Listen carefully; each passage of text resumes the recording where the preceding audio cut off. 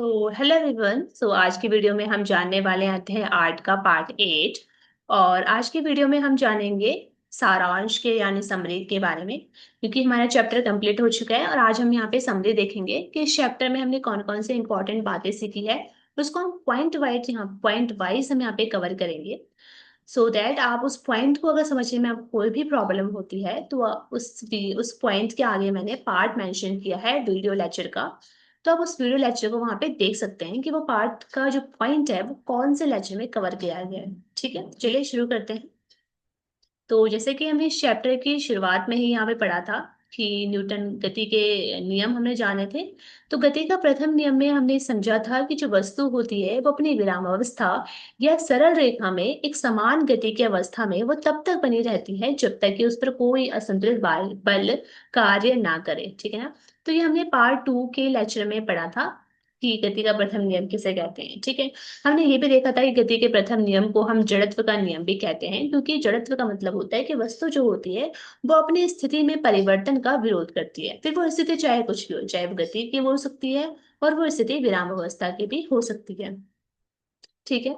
तो इस तरह से ये हमने पार्ट 2 में पढ़ा था। तो वस्तु द्वारा अपनी गति की अवस्था में परिवर्तन का जो प्रतिरोध करने की प्रवृत्ति होती है उसको हम जड़त्व यानी कि इनर्शिया कहते हैं। ठीक है। तो इस इनर्शिया जो होता है वो गति के प्रथम नियम में ही हम इसको पढ़ते हैं। तो जड़त्व जो होता है वो किसी वस्तु का द्रव्यमान उसके जड़त्व की माप होती है, यानी किसी वस्तु का जड़त्व जो होता है वो ज्यादा होता है, किसी वस्तु का जड़त्व कम होता है। तो फिर डिपेंड किस पे करता है? ये डिपेंड करता है वस्तु के द्रव्यमान पर। यानी वस्तु का द्रव्यमान अगर ज्यादा होता है तो जड़त्व उसका ज्यादा होता है, वस्तु का द्रव्यमान अगर कम है तो उसका जड़त्व भी कम होता है। यानी कि हम कह सकते हैं कि किसी वस्तु का जो द्रव्यमान होता है वो उसके जड़त्व की माप होती है। यहाँ पे हम बोलेंगे कि जो जड़त्व होता है उसका SI मात्रक क्या हो जाता है? किलोग्राम हो जाता है। इसको हमने डिस्कस किया था पार्ट 2 में। उसके बाद हमने यहाँ पे देखा था बल के, जब हम पढ़ रहे थे संतुलित असंतुलित बल, वहां पे हमने देखा था घर्षण बल। जो घर्षण बल होता है वो सदैव वस्तु की गति का प्रतिरोध करता है, क्योंकि हम जानते हैं कि घर्षण बल किसी भी वस्तु की गति के विपरीत दिशा में कार्य करता है।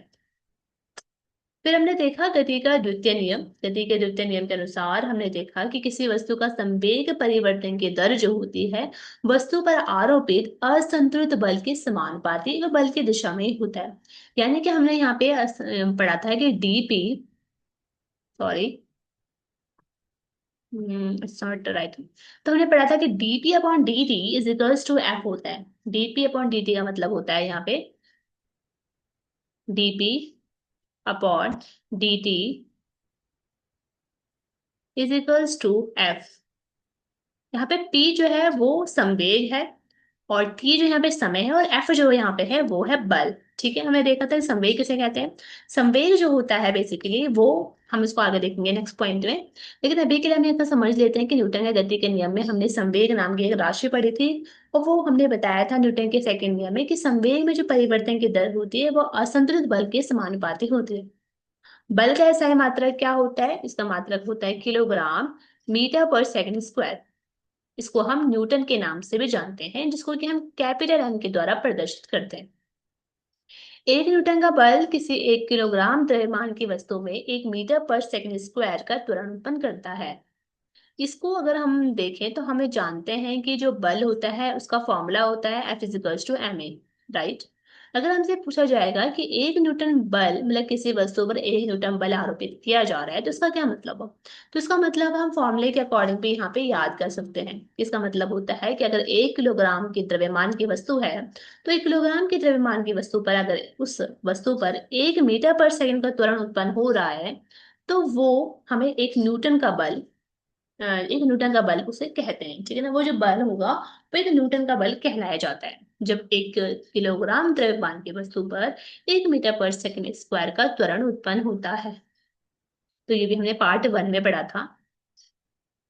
हाँ, तो हमने पढ़ा था कि वस्तु का संवेग किसे कहते हैं। ठीक है ना। तो वस्तु का संवेग जो होता है वो उसके द्रव्यमान और वेग का गुणनफल होता है। हमने देखा था कि वस्तु का संवेग जो होता है उसको हम P से प्रदर्शित करते हैं और P बराबर जो होता है वो होता है mv, जहां पर m जो होता है वस्तु का द्रव्यमान और v जो होता है वस्तु का वेग होता है। इसकी दिशा वही होती है, यानी संवेग की दिशा वही होती है जो कि वस्तु के वेग की होती है। इसका SI मात्रक हो जाएगा किलोग्राम मीटर पर सेकेंड संवेग का। ठीक है, हमने देखा था कि संवेग एक सदिश राशि होती है। नेक्स्ट आया गति का तृतीय नियम यानी कि न्यूटन्स थर्ड लॉ, जिसमें हमने देखा कि प्रत्येक क्रिया की समान विपरीत प्रतिक्रिया होती है और ये तो विभिन्न वस्तुओं पर कार्य करती है। इसी नियम को हम क्रिया प्रतिक्रिया का नियम भी कहते हैं। ये हमने पार्ट 6 में देखा था। तो इसी के साथ हमारा ये चैप्टर कंप्लीट हो जाता है और इस तरह से हमने समरी भी इस चैप्टर की देख ली है। आई होप आपको ये चैप्टर समझ में आया होगा। So thank you.